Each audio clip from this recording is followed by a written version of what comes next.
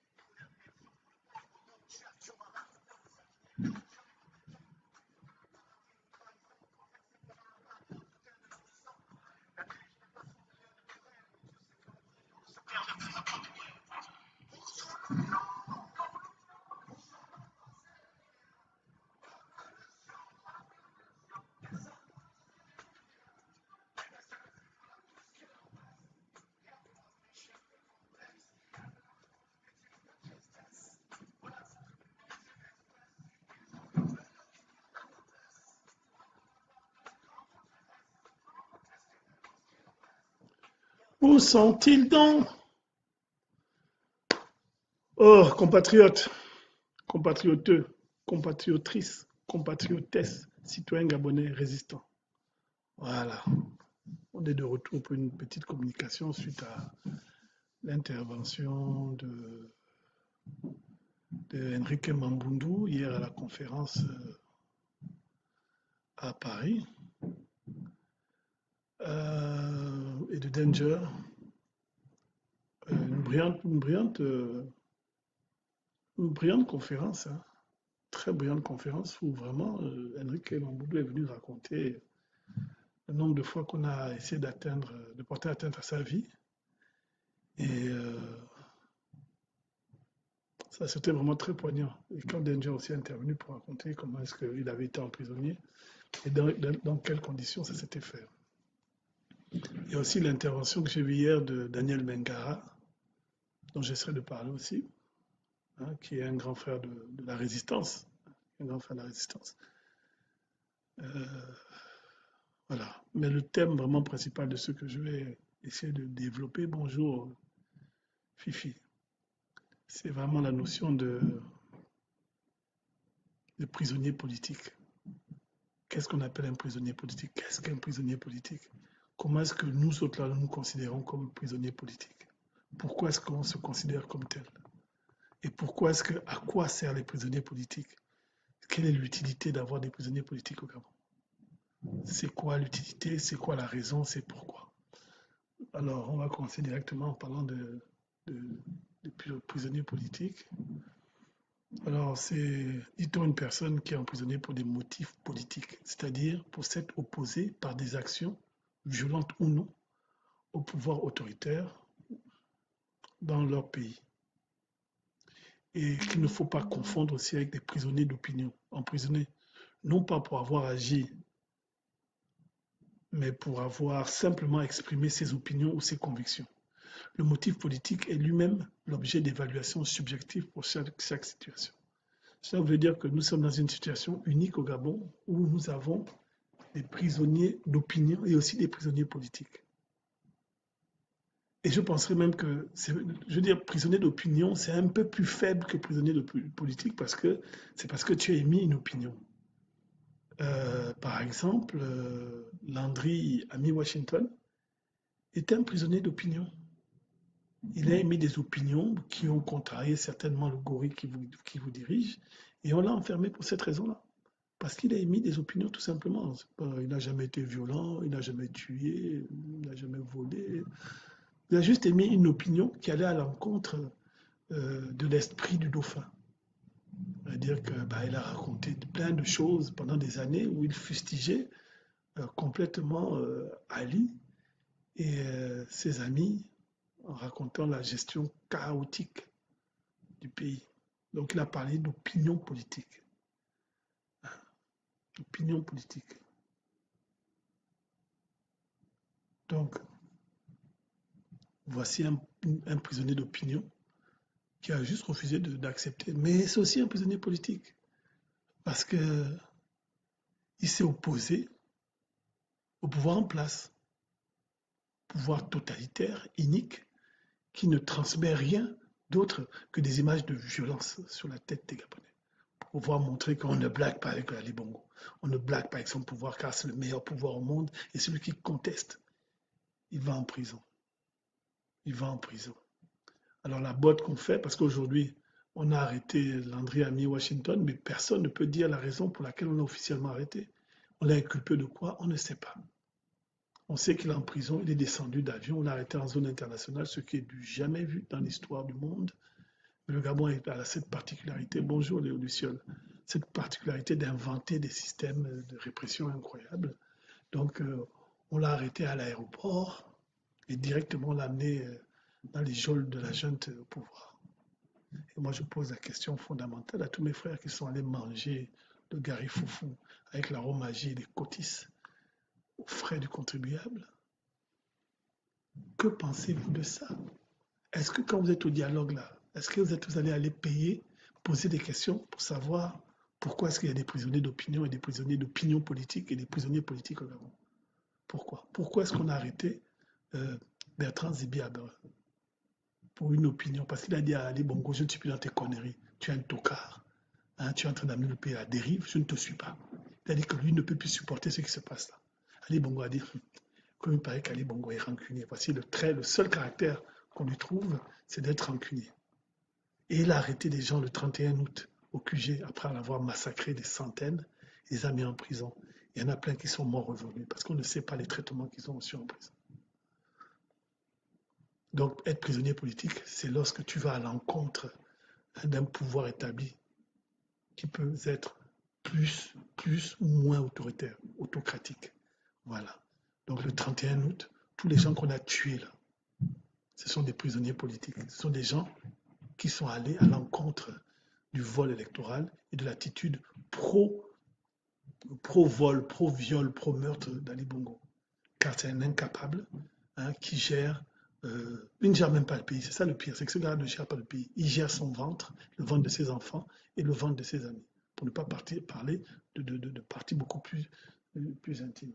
Nous ne pouvons pas gérer un pays en utilisant l'orifice indigne. Ce n'est pas possible. Ce n'est pas possible. Et c'est ce qu'on reproche. C'est ce qu'Ami Washington a reproché à Ali Bongo. Tu ne peux pas gérer un pays en fonction de ton intime orifice. Ça n'a pas de sens. Ça n'a pas de sens. Et bien pour cela, il est en prison depuis bientôt 1 an. Et lorsque nous, les citoyens résistants gabonais, on se lève, vous avez d'autres imbéciles qui n'ont que pour attitude de révolte d'aller manger la bouffe qui est servie dans la grosse prison qui est devenue le Gabon. Parce que tous les Gabonais finalement sont prisonniers de ce système-là. Et il y en a même qui acceptent de rentrer dans la prison qu'est le Gabon. Ils acceptent de rentrer dans la prison qui est dans le Gabon pour pouvoir justement justifier en disant « Moi, je suis avec vous, je mange avec vous, je bois avec vous. » Sauf qu'ils y vont volontairement et ils se gavent. Et après, ils viennent faire des vidéos pour dire n'importe quoi, pour ne pas respecter les gens qui sont morts pour leur amour du pays, qui ont été exécutés. Il a pris des gens, des centaines et des centaines de personnes, elles croupissent dans les geôles bongoïstes, parce que c'est vraiment des geôles bongoïstes. Et ils sont dans les B2, dans les quais d'orques, tous ces endroits où on met les gens, on les parque comme des bétails. Et j'en veux pour preuve que j'ai une maman à moi sortir de cette prison qui a tenu 3 mois, elle est décédée. Donc voilà. Et plein de personnes sont décédées après leur enfermement. Ce sont des personnes qui ont eu une opinion politique qu'on a enfermées pour telle. Alors les prisonniers politiques les plus célèbres du Gabon, il y a mon grand-père Jean-Marie Oba, Mouyonaba, Luc Bengonessi, Luc Bengonessi qui est un des derniers dinosaures de l'opposition gabonaise. Il y en a tellement qui ont disparu, Rien que par respect pour ces gens-là qui sont morts pour la cause de notre pays, on ne peut pas se permettre aujourd'hui de se comporter comme les Christian Mayanji, les Isaac Abaga au bien, les Ragnar, l'autre s'appelle Ragnar, Tomo Ngwang. On ne peut pas se comporter comme ça. Rien que pour l'amour de notre pays et pour le sacrifice que les personnes ont fait pour ce pays. On ne peut pas. Être prisonnier politique, c'est donner son corps, son âme, son esprit, sa vie à un pays, le sien, qu'on aime, en disant je vais me sacrifier parce que vous n'avez peut-être pas le courage de faire la même chose que moi. Je vais me sacrifier pour que nos positions soient reconnues. Il y avait une personne qui s'appelait Bobby Sand, le gars qui a fait la grève de la faim. Il en est mort en 1981. Il y a un film qui s'appelle In the Name of the Father, au nom du Père. Il faut voir ce film-là. Ça parle de prisonniers politiques. Quelqu'un qui décide de faire la grève de la faim. Après, il y en a 13 autres qui ont dit qu'on va faire la même chose. Hein. Parce qu'il y a une cause qui est insupportable. On ne peut pas laisser un pays naviguer à vue comme ça et les gens meurent et on laisse tout se faire. C'est ce qui s'est passé en Irlande du Nord. Et Bobby Sand a fait sa grève. Il a refusé de s'alimenter jusqu'à ce qu'il meure. C'est pas Ben Beno Boumamba, hein, c'est pas cet autre rigolo là, spécialiste des pantalonnades, des enfilades, du beau parler, ce n'est pas lui. Ça, c'est pas un prisonnier politique. Il est prisonnier dans sa tête. Il s'est prisonnier dans sa tête, il a lui-même se livré au service du système gabonais. Il a fait semblant de faire sa grève du faim, sa grève de la faim il y a 8-9 ans là, pour avoir son moment de gloire. Et aujourd'hui, il est en train de se moquer.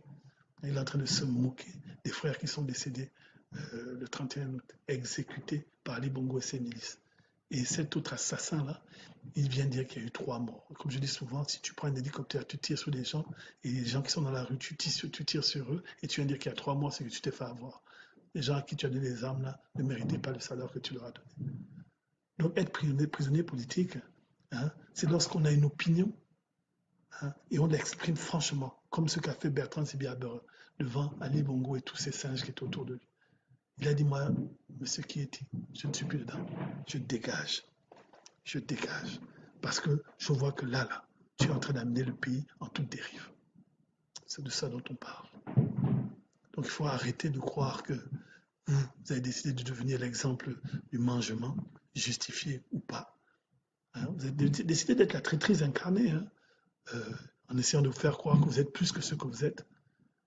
Et vous allez boire, manger la chair et le sang des frères qui ont été tués pour la cause du pays. N'est-ce donc pas inique? N'est-ce donc pas dégueulasse? N'est-ce donc pas affreux? C'est pas affreux ça. Et là, vous allez vous vanter d'être allé, vous n'avez même pas honte, d'être allé souiller la mémoire des Gabonais. D'être allé souiller la mémoire des Gabonais. Et nous, on doit être là, dire oh mon Dieu, j'aurais dit aller au dialogue. Le dialogue, ça va servir à rien. Ça ne servir à rien, ça fait le 15e dialogue qu'ils font depuis 50 ans, c'est pour se glorifier dans leur posture inique de dictateur. Et puis les autres sont en train de dire, nous on fait allégeance à cette dictature. Je vous en prie, donnez-nous un cadre dans cette dictature, nous allons fonctionner avec vous. C'est tout. Après le reste là, c'est les mêmes gars qui vont venir s'exhiber, on les connaît, on les connaît. Je vous défie de me montrer le chiffre d'affaires d'une des soi-disant sociétés de Christian Mayandji. Nous on a déjà regardé. C'est pas bien brillant, mon ami. Tu fais semblant d'aller là-bas en donnant des solutions économiques, mais tout le monde sait que tu n'es qu'un zéro finalement. Et je te le dis, tu n'es qu'un zéro, Christian Mayandji. Je défie quiconque de me montrer de quoi est-ce qu'a été capable Isaac Abaga ou Ragnar ou encore mon petit frère Delmont Gaïs en France. Qu'est-ce qu'il a déjà fait? En quoi est-ce qu'il a déjà compté? Par contre, je vous défie de taper Hannibal, Yannick Pierre, 44e régiment, 2001 à Nantes. Tout ce que nous on a fait pour pouvoir développer le pays des autres. Parce que nous, on a un historique qui est clair, qui est précis sur ce qu'on a fait. Donc, étant conscient de ce qu'on a fait, on ne peut pas aller faire n'importe quoi avec une personne qui a décidé d'enfermer les gens pour des opinions politiques et les tuer même, quand ils ne sont pas d'accord avec lui. Parce que ça, on n'oublie pas et ça ne passe pas. Donc, il faut arrêter de nous faire croire que c'est parce que vous êtes allé manger la soupe bourrée d'ossements, bourrée d'os humains, bourrée de chair, bourrée de sang de vos frères, que vous allez sortir de là grandi. C'est faux. Vous avez été manipulé, usé, et vous allez revenir, pour ceux qui vont revenir. Parce que ça va être dur le retour. Ça va être dur. Respectez l'engagement des gens sur des causes réelles et sincères. Ce n'est pas vos bêtises là. Personne n'est dupe. Personne n'est dupe. Donc ça, c'est mon petit volet sur les prisonniers politiques et les gens qui sont malades. Comme tous ces gars-là qui sont allés discuter après avoir manifesté. Ils sont allés discuter avec le bourreau. Ils n'ont même pas rencontré Ali. Ils n'ont même pas rencontré. Donc ils espèrent qu'à la fin, ils vont voir Ali pour faire la fameuse photo sur le perron de l'abattoir du bord de mer. Voilà. Donc faites ce que vous voulez, engagez-vous ou pas. Mais nous, on vous regarde. Et nous, on garde la même ligne de conduite. On garde la même ligne de conduite parce qu'il s'agit de notre pays. Et nous allons être là, revenir pour penser les plaies. Essayer de reconstruire ce pays-là. C'est tout ce qu'on veut. On a besoin de personne d'autre que des Gabonais. On est assez suffisant pour le faire. quand vous avez un animal comme l'hippopotame Florentin Moussavou qui décide de licencier 807 Gabonais, il va trouver 807 autres professeurs où? Où tu vas les trouver où? Voilà, c'est des gens comme ça. Ce sont des prisonniers dans leur tête. Ils sont prisonniers d'un système qui les a cadrés. Ils sont là, en train de. Quand vous écoutez Sosengondé parler devant Ali, on a l'impression qu'Ali, c'est son Dieu. Or, il sait très bien au fond de lui qu'Ali est un nulard. Mais il va continuer devant sa princesse, Sylvia, la pauvre, qui vient prendre son chèque et qui repart automatiquement parce qu'elle ne supporte plus la vision de cet individu. Voilà. Donc, c'est le cirque. C'est le cirque. Le problème, c'est que lorsqu'on est dans un cirque, on prend du bon temps. Mais votre cirque que vous êtes en train d'organiser, personne ne s'amuse. Chacun est en train de penser au pognon qu'on lui a promis à la fin. Ceux qui ont pris le pognon avant, j'espère qu'ils se sont barrés. Voilà. Concernant l'intervention du grand frère Daniel Bengara, j'ai trouvé son intervention très intelligente, très, très pertinente comme d'habitude. C'est quelqu'un que je suis depuis 20 ans. Ah, je l'ai rencontré aux États-Unis à 20 ans quand j'étais allé voir Danger. Puis je l'ai revu là à, à l'ONU, lorsqu'on avait fait notre manifestation en septembre. Je peux vous dire que nous étions les premiers Gabonais de l'histoire du Gabon à aller manifester devant le siège de l'ONU. Si vous avez d'autres images, vous nous dites. Mais avant ça, on n'a pas vu. Donc j'ai vu le frère Daniel Bengara. Et je tiens à saluer vraiment, je l'ai vu à l'ONU, je le trouvais très très calme, vraiment super calme, posé, il nous regardait, il nous observait, il était plus en position d'observation.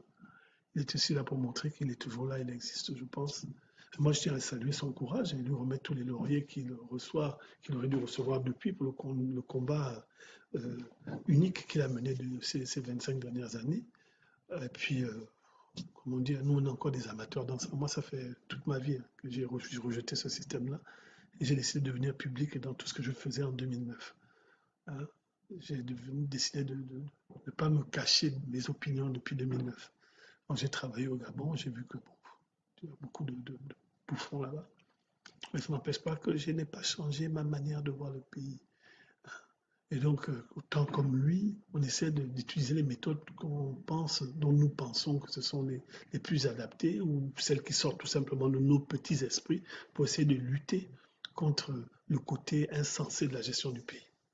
Daniel Mengara est quelqu'un de brillant. Hein. Vous savez, ça sont les grands frères, ils sont brillants. Ils sont allés très loin dans la contestation. Et ça, il faut le reconnaître. Après, maintenant, il a pris une posture beaucoup plus discrète. Il justifie pourquoi. La seule partie du film que je n'encaisse pas, c'est lorsqu'il dit que non, même si on avait mis un rat devant les bongos, le rat aurait gagné. Et ce que je dis, c'est que le rat n'a peut-être pas les moyens de faire une campagne électorale et de rallier tous les candidats autour d'une seule personne. Et c'est peut-être ça le mérite. Après, quant à la volonté qu'il aurait de dire à tous à Jean-Ping de venir sur le devant de la scène et dire que oui, bon, allez, désobéissance civile, on va prendre ce pays-là. Moi, je dis oui, c'est vrai, Jean-Ping aurait dû le faire. Mais sauf que Jean-Ping n'est peut-être pas dans la même démarche que la vôtre et que sa manière de déstabiliser le pouvoir est encore plus violente que tout le bruit qu'on aurait fait. Effectivement, pour nous autres, là, qui ne sommes pas aux commandes de l'appareil de l'opposition, effectivement, on aurait peut-être voulu avoir quelque chose de beaucoup plus massif. On se serait mobilisé pendant 7 jours massivement. Peut-être que ce pouvoir serait tombé comme quand le président élu, comment il s'appelle, André Baoban était décédé. J'étais à Libreville, je peux vous dire que c'était vraiment bluffant. Hein. C'était vraiment bluffant. Tout Libreville, tout le Gabon était dehors pour enterrer cette personne-là. Mais comme on dit, et comme je dis souvent, effectivement, tu as raison sur certains points, grand frère. Tu as raison sur certains points. Mais, vous savez, c'est l'émotion qui fait en sorte que nous soyons là aujourd'hui. Et lorsqu'on réagit de manière émotive, il y a une autre forme de raisonnement intelligent qui rentre en place. Hein. Et en général, c'est le raisonnement qui est le plus approprié à la situation immédiate. Nous, on fait ce qu'on peut avec les moyens qu'on a pour résister. Et que tous les moyens sont bons pour pouvoir faire chuter ce monstre-là qui vous gouverne. Tous les moyens sont bons, tous, absolument tous. Et moi, je pense que si tu avais une méthode particulière, il aurait été de ton acabit, il aurait été de très bonne loi de ta part de venir le moment où c'était encore bien chaud, venir exposer ça et puis développer ça. Venir dire, voilà les gars, voilà comment est-ce qu'on fait. Tu nous auras appelé, moi je serais le premier à être venu, on aurait dit, ok, de notre côté on fait ça, de notre côté on fait ça. Et puis on fait, à la fin, paf, on fait sauter le baveux, hein, le crapaud, on le fait dégager. Toutes les méthodes sont bonnes, mais il faut juste accepter de les mettre en place. Effectivement, tu avais dit aux gens de ne pas aller aux élections, mais si on n'était pas allé aux élections, les gens auraient dit on aurait dû aller aux élections. Donc on a choisi la solution qui se prêtait le mieux pour pouvoir montrer au monde que là, le gars contre qui on se présente là va voler, va tuer, quand il va se rendre compte qu'il a perdu. Et c'est ce qu'il a fait. Aujourd'hui, on suit une voie légale qui prend beaucoup de temps. C'est la méthode qu'on a choisie et celle que j'aurais choisie parce que si vous mettez les armes dans la rue, comment est-ce que vous faites pour les faire sortir? Vous avez créé un équilibre de force entre les gens qui ont des armes et ceux qui n'en ont pas, ou bien ceux qui en ont plus et ceux qui en ont moins. Si vous créez la révolution, qui est-ce qui va descendre dans la rue? Qui est-ce qui, contre qui on va se battre? Vous voulez mettre les armes contre un gars qui gère le budget d'un État? Allez-y, allez-y. Il en a mis juste 1000 ou 2000 au Gabon. Vous avez vu comment est-ce que les Gabonais sont rentrés dans leur tanière. Ils sont en train de ressortir progressivement. Ils vont encore les ressortir. Les Gabonais vont rentrer dans leur tanière, vont ressortir. Oui, le Gabonais est clair par rapport à sa destinée, sauf que les moyens ne les ont pas.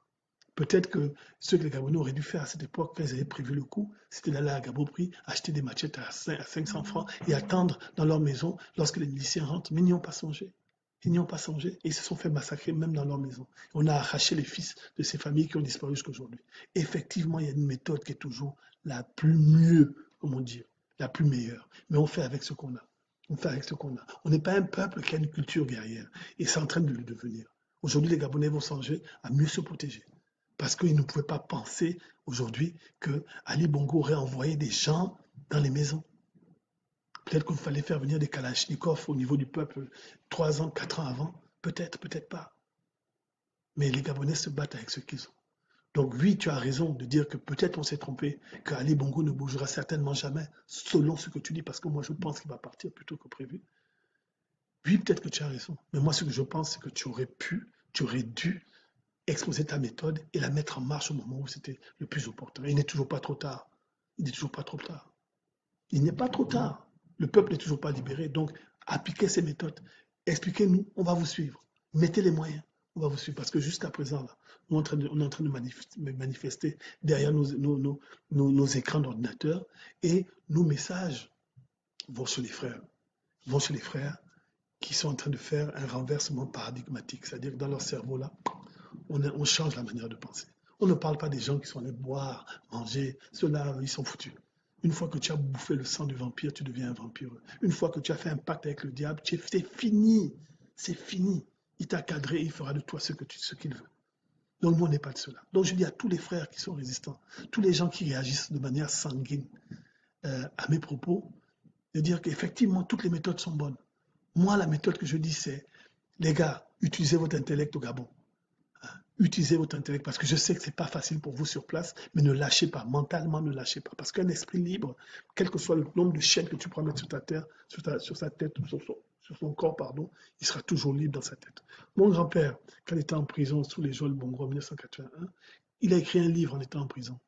J'ai dit, mais tu n'es pas de bibliothèque. Le gars dit, mais la bibliothèque, c'est mon cerveau. Dès qu'il est sorti de prison, il a raconté tout ce qui s'est passé. Et je peux vous dire que les traitements qu'il subissait là-bas, c'est encore moins ou plus grave que ceux que les gens subissent aujourd'hui. Voilà. Mais il a écrit, il a fait sa révolte, il n'a jamais pris une arme. Et pourtant, les événements de 81, c'est lui. Il en fait partie.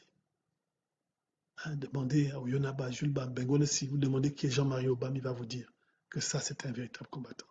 Lorsqu'on a fait la révolution de 90 à 93, quel était le Gabonais qui avait une arme? Oui, apparemment, tu faisais partie, Daniel Mengara, des gens qui étaient à l'université. Tu l'as dit, je ne le savais même pas, je ne sais même pas. Et je te loue pour ça. C'est toi qui m'as envoyé la fameuse lettre pour le début des grèves. Très, très bien, très, très bien. Très, très bien. Aujourd'hui, nous sommes tes enfants à ce niveau-là. Nous sommes tes petits frères. Parce que nous sommes sensiblement de la même génération. Nous sommes tes petits frères. On suit tes pas avec les moyens et la méthode qu'on a trouvée la plus adaptée pour lutter contre ce système. Moi, je suis désolé. On fait vraiment ce qu'on peut avec les moyens qu'on a parce que les Gabonais n'ont pas su s'enrichir lorsqu'ils étaient de l'autre côté. Ils sont de la contestation. Les gens qui sont riches, qui sont puissants, qui ont les moyens de faire venir les armes, ce sont les gens qui dirigent le Gabon tant bien que mal.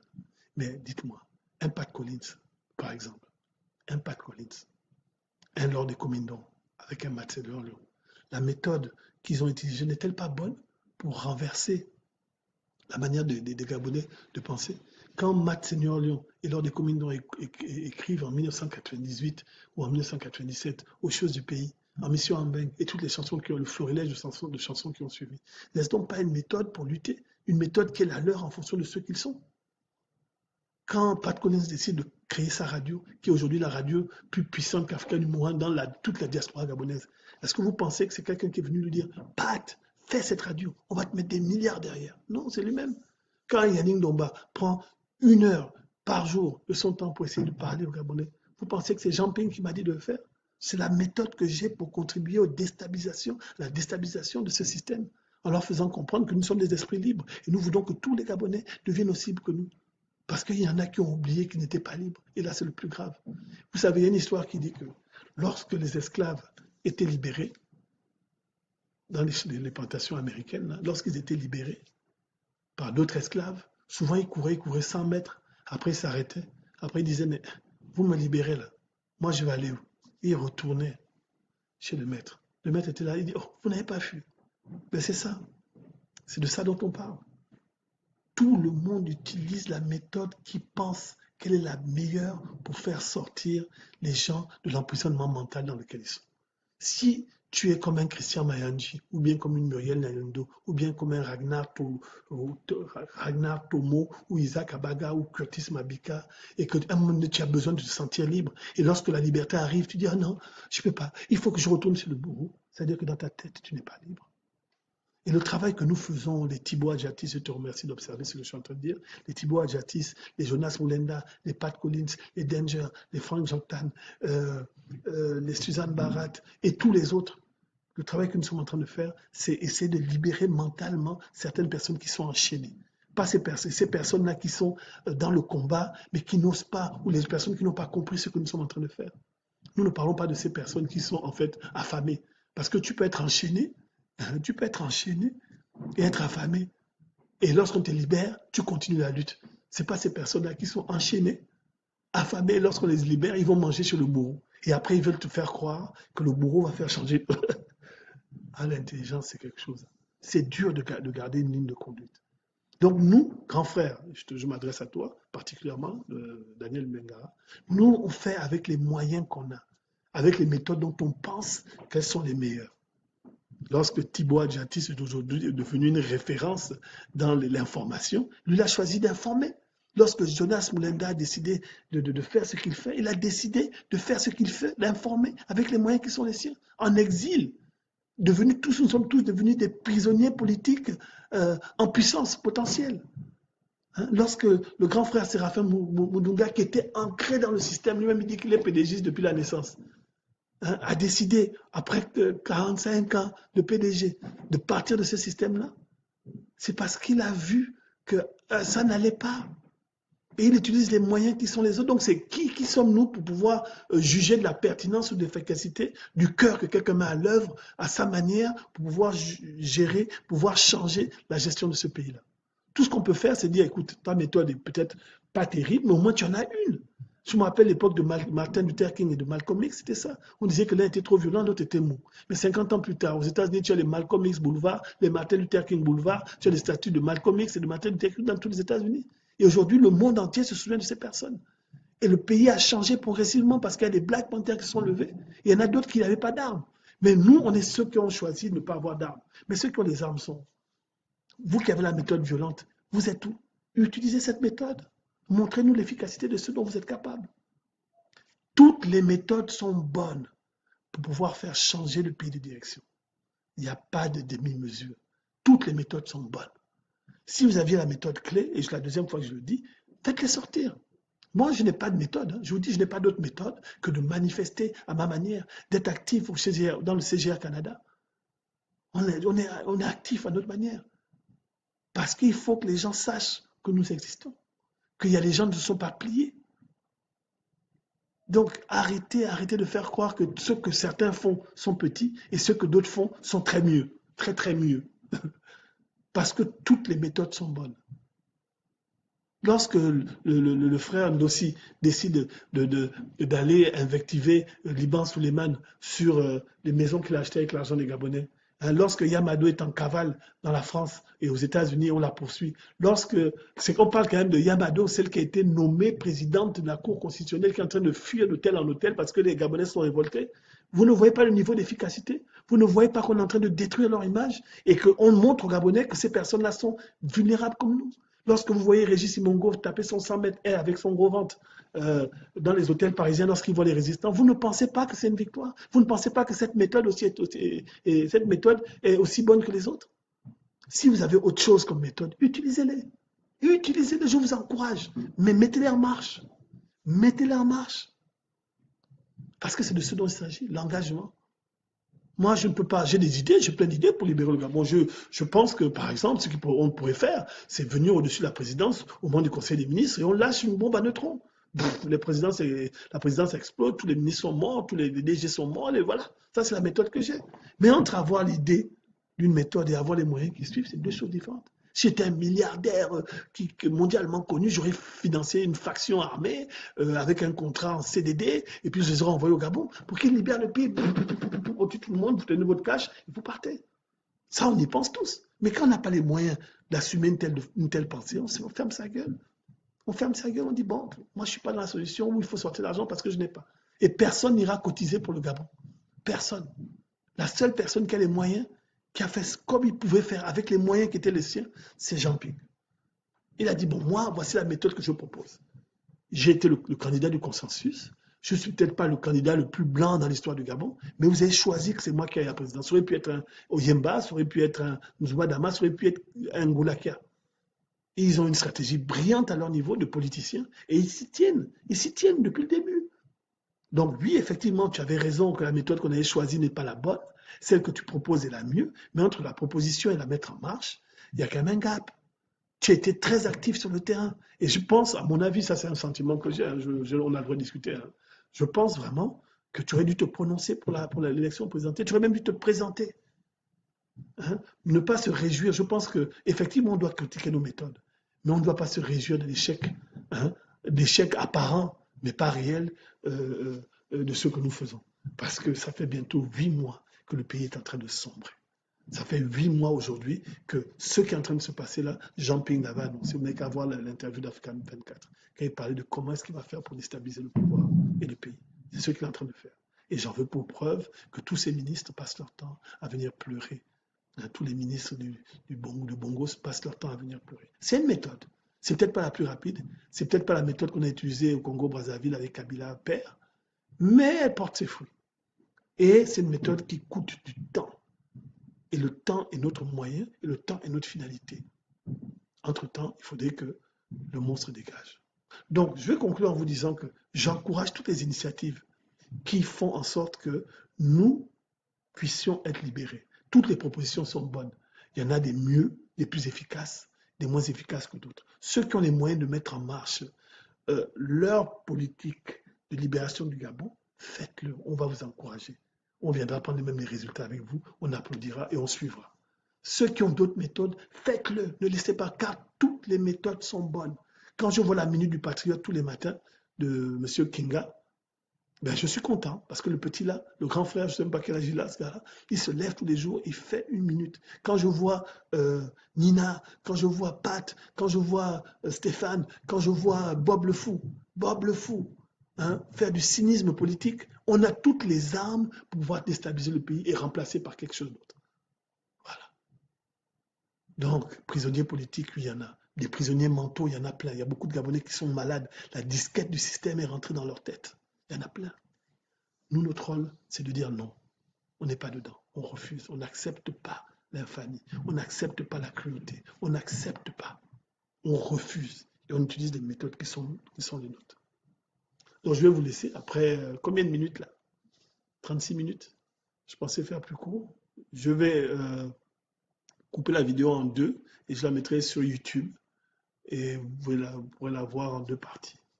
Donc, c'est Yannick Domba. Je suis un patriote aguerri. Je suis un résistant. J'assume ma résistance. J'ai un parcours de vie qui fait en sorte qu'on ne tolère pas l'injustice. Et j'ai toujours été contre l'injustice, dès mon plus petit âge.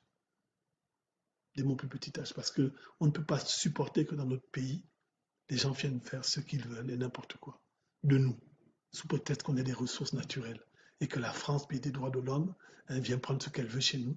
Et lorsqu'il s'agit de défendre la démocratie qu'elle prône depuis toujours, elle tourne le dos et fait comme si ça ne se passait pas. Voilà. Donc, je remercie mon grand frère Daniel Mengara pour son intervention. Je veux aussi que les gens viennent critiquer ce que je dis. C'est comme ça que ça fait, vous voyez. Je remercie mon frère Gobam de souvent prendre le contre-pied de ce que je dis, mais c'est mon frère, c'est un résistant. Et je vous remercie tous les résistants d'exister. C'est surtout ça. On veut la diversité des opinions. De manière à ce que quand je dis quelque chose, l'autre personne vient me critiquer et me ratatiner. Même les gars qui sont les bouffés au dialogue. Là, vous allez nous faire un compte-rendu à votre tour, n'est-ce pas? Donc, ah, China, je te fais aussi une dédicace, je viens de voir qu'il était là. Et puis on se rattrape demain, après-demain, tous les jours. Soyez Gabonais.